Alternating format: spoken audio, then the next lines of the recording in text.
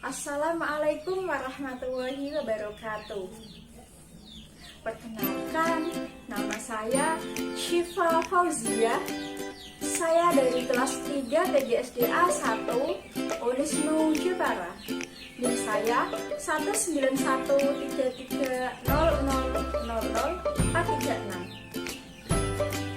Kali ini saya akan menjelaskan pada kalian tentang sistem reproduksi hewan dan tumbuhan. Reproduksi itu apa sih? Ada yang tahu nggak? Ya, betul sekali.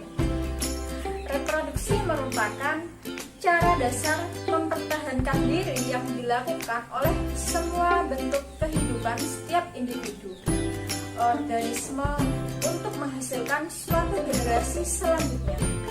Cara reproduksi secara umum dibagi menjadi dua, yaitu seksual dan aseksual. Kali ini kita memulai dari yang seksual. Alat reproduksi seksual pada hewan merupakan alat khusus yang berguna untuk menghasilkan sel kelamin atau gamet. Pada hewan jantan, sel kelamin jantan memiliki sel sperma dan dihasilkan oleh alat kelamin yang disebut dengan testis. Pada hewan betina, sel kelamin betina atau sel telur yang biasa disebut ovum dihasilkan oleh alat kelamin yang disebut ovarium atau indung telur. Proses pembentukan sel-sel kelamin disebut gametogenesis. Berdasarkan cara perkembangbiakan pada hewan secara seksual dibagi menjadi tiga, yaitu yang pertama ovipar atau bertelur, vivipar yaitu melahirkan, dan ovivipar atau bertelur dan melahirkan. Ciri-ciri yang ada pada ovipar yaitu induk hewan akan mengerami telur hingga menetas. Hewan yang melakukan perkembangbiakan ovipar ditandai dengan tidak memiliki daun telinga, induk tidak menyusui anaknya, telur berada di luar tubuh induk. Biasanya termasuk hewan berjenis unggas. Hewan yang termasuk ke dalam golongan ovipar atau bertelur yaitu bebek, ayam, burung, cicak, dan lain sebagainya. Kemudian hewan yang berkembang biak dengan cara vivipar atau melahirkan yaitu embrio tumbuh dan berkembang di dalam rahim induknya hingga siap dilahirkan. Ciri-ciri hewan yang berkembang biak dengan cara vivipar atau melahirkan yaitu merupakan hewan mamalia, memiliki daun telinga, dapat menyusui anaknya, dan bernafas menggunakan paru-paru. Contoh hewan yang berkembang biak dengan cara melahirkan yaitu ada sapi, kambing, kucing, kerbau, dan lain sebagainya. Kemudian hewan yang berkembang biak dengan ovivipar yaitu bertelur dan melahirkan. Proses perkembangbiakan yang dilakukan dengan cara bertelur dan melahirkan yaitu embrio tetap berada di dalam tubuh induk dengan dilindungi cangkang serta mendapatkan makanan dari dalam telur tersebut hingga menetas. Setelah menetas, bayi hewan baru akan dikeluarkan dari tubuh induknya. Hewan tersebut memiliki ciri-ciri sebagai berikut. Pembuahan terjadi di dalam tubuh induk. Kemudian embrio mendapatkan makanan dari tubuh induknya. Ketika masih berada di dalam tubuh induk, kemudian tidak menyusui dan berdarah dingin. Contohnya yaitu pada ikan hiu, bunglon, kadal, dan lain sebagainya. Reproduksi pada hewan secara aseksual dikelompokkan menjadi 3, yaitu dengan cara parthenogenesis, membelah diri atau fusion, dan yang ketiga fragmentasi. Reproduksi aseksual secara parthenogenesis adalah bentuk reproduksi aseksual betina memproduksi sel telur yang berkembang tanpa melalui proses fertilisasi. Parthenogenesis dapat dilihat pada foto dan gambar. Membelah diri atau fusion. Membelah diri adalah perkembangbiakan hewan dengan cara memisahkan tubuh induknya menjadi 2 individu yang sama besar. Cara reproduksi aseksual pada hewan dengan membelah diri pada awalnya hewan membentuk bulat dan kemudian memanjang. Selanjutnya, sitoplasma pada bagian tengah terbagi menjadi 2 hingga akhirnya terbentuklah individu yang baru yang masing-masing memiliki inti sel. Pembelahan sel terjadi pada kondisi yang baik dengan suhu yang cukup, tidak terlalu rendah dan tidak terlalu tinggi, serta memiliki ketersediaan makanan yang cukup. Contoh hewan yang berkembang biak dengan cara membelah diri yaitu pada amoeba dan paramachium. Fragmentasi. Fragmentasi adalah proses terbentuknya individu baru yang berasal dari potongan-potongan tubuh induk. Hewan yang mampu melakukan fragmentasi memiliki daya regenerasi yang tinggi. Kondisi inilah yang memungkinkan tiap potongan hewan tersebut dapat tumbuh menjadi individu baru. Contoh hewan yang berkembang biak dengan cara fragmentasi yaitu spons dan planaria. Berdasarkan tulang belakang, hewan dibagi menjadi 2, yaitu hewan vertebrata dan hewan invertebrata. Hewan vertebrata dibagi menjadi 5, yaitu aves atau burung, reptil, amfibi, mamalia, dan pisces. Pada aves atau burung berkembang biak dengan cara bertelur atau ovipar. Telur akan dierami hingga menetas. Embrio dalam telur memerlukan suhu tertentu untuk pertumbuhan dan perkembangannya.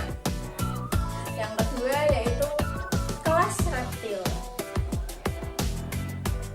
Umumnya bersifat ovipar, walaupun ada juga yang vivipar. Pada reptil ovipar, telur akan menetas di dalam ovidum. Selanjutnya yaitu pada kelas amfibi. Katak termasuk hewan amfibi yang hidup di air dan di darat. Pembuahan katak terjadi secara eksternal, yaitu pada bagian tubuh katak yang dilakukan di air. Kelas mamalia. Mamalia artinya hewan yang menyusui. Mamalia berkembang biak dengan cara vivipar atau melahirkan. Proses pembuahannya berlangsung di dalam tubuh betina, yaitu fertilisasi internal. Ada hewan mamalia yang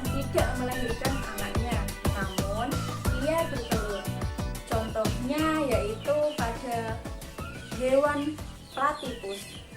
Kemudian kelas Pisces atau ikan, umumnya bertelur atau ovipar. Ciri-ciri umum pada hewan vertebrata. Ciri-cirinya yaitu memiliki tulang belakang yang panjang sampai ekornya. Tubuh memiliki tipe simetris bilateral. Bagian otak dilindungi tulang tengkorak atau kranium. Mempunyai kepala, leher, badan, dan ekor.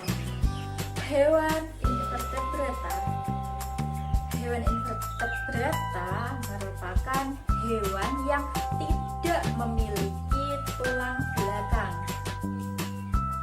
Rata-rata hewan ini memiliki struktur morfologi, sistem pernafasan, dan sistem peredaran darah yang lebih sederhana dari hewan vertebrata. Ciri-ciri hewan invertebrata yaitu tidak mempunyai dinding sel yang menyokong tubuhnya. Sebagian besar tubuhnya tersusun dari protein dan struktur kolagen. Reproduksi pada hewan invertebrata ada dua macam, yaitu secara seksual dan secara aseksual.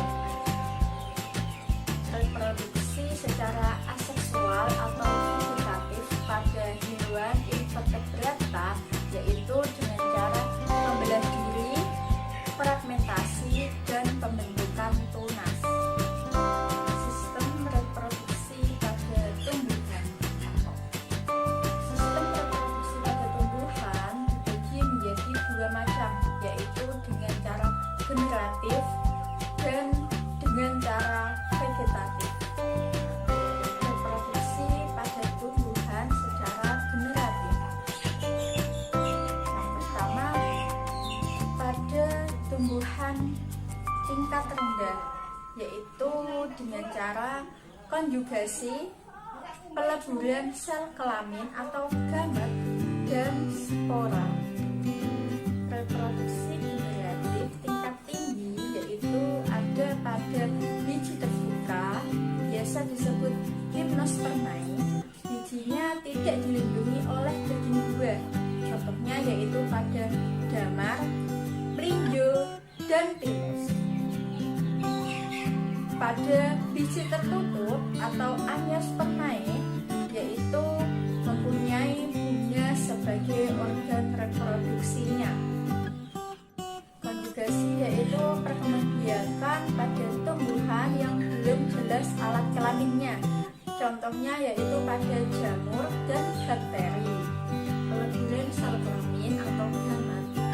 Beberapa tumbuhan tingkat rendah sel kelaminnya tidak dapat dibedakan antara sel kelamin jantan dan sel kelamin jumlah, karena kedua sel kelaminnya memiliki bentuk dan ukuran yang sama.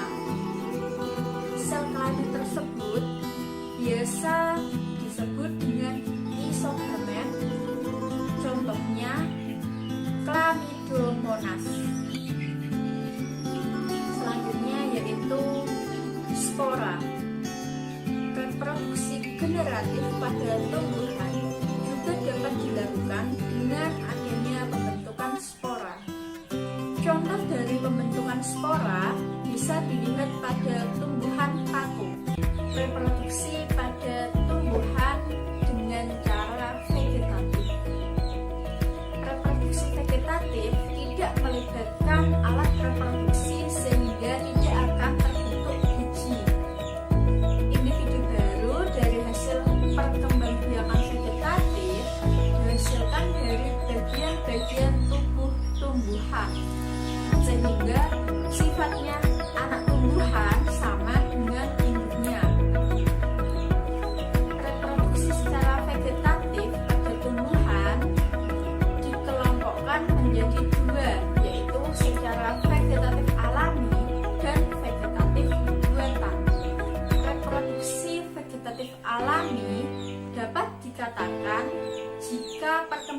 kebijakan tersebut terjadi tanpa campur tangan manusia. Akar tinggal atau rizoma. Akar tinggal atau rizoma merupakan bagian batang yang dapat tumbuh mendatar di dalam tanah dan juga menyerupai akar. Oleh karena itu, akar tinggal memiliki kesamaan dengan batang, yaitu berbuku-buku dan mempunyai tunas. Pada setiap buku-buku terdapat pojok yang bisa berkembang biak menjadi tunas, kemudian menjadi tanaman baru. Contohnya yaitu pada jahe, lengkuas, kunyit, dan kencur. Umbi lapis. Umbi lapis adalah suatu modifikasi dari daun. Pada lapisan daun yang berdaging merupakan cadangan makanan. Saat daun terkeluar mengering dan membentuk sisik, berfungsi untuk melindungi daun yang tebal dan berdaging dalam umbi. Contohnya yaitu pada bawang merah, geragih atau stolon. Geragih yaitu batang yang tumbuh secara mendatar di permukaan tanah. Geragih merupakan batang sehingga memiliki buku-buku. Adapun bagian geragih yang menyentuh ke tanah akan tumbuh tunas dan akar. Contohnya yaitu stroberi, arbeid, dan rumput teki. Tunas adventif. Tunas adventif yaitu tunas yang tidak tumbuh pada ujung batang tetapi dapat tumbuh di bagian tepi daun. Contoh tunas adventif yaitu pada cocor bebek, cemara, dan kesemek. Tunas pada umumnya akan tumbuh di samping induknya. Contoh tunas yaitu pada tumbuhan pisang, tebu, dan bambu. Reproduksi vegetatif buatan. Reproduksi vegetatif buatan merupakan terjadinya individu baru karena tindakan manusia. Tujuannya agar mendapatkan individu baru yang mempunyai sifat yang sama dengan induknya. Stek merupakan reproduksi vegetatif buatan suatu tumbuhan dari potongan batang, dahan atau ranting yang kemudian ditanam.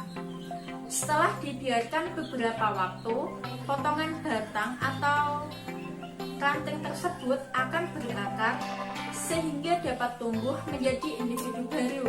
Contohnya yaitu pada mawar, melati, singkong, dan bougainville. Mencangkok akan memperoleh individu baru yang memiliki sifat yang sama dengan induknya. Cangkok biasanya banyak dilakukan pada tanaman buah-buahan seperti pada mangga, jeruk, jambu, belimbing, dan rambutan. Merunduk. Pada tumbuhan yang dikembangbiakan dengan cara merunduk, maka harus memiliki cabang atau ranting yang panjang. Cara melakukannya yaitu dengan membengkokkan ranting ke dalam tanah, kemudian ditimbun dengan tanah. Contohnya yaitu pada apel dan alamanda. Sekian dari saya pemaparan tentang sistem reproduksi pada hewan dan tumbuhan. Terima kasih. Wassalamualaikum warahmatullahi wabarakatuh.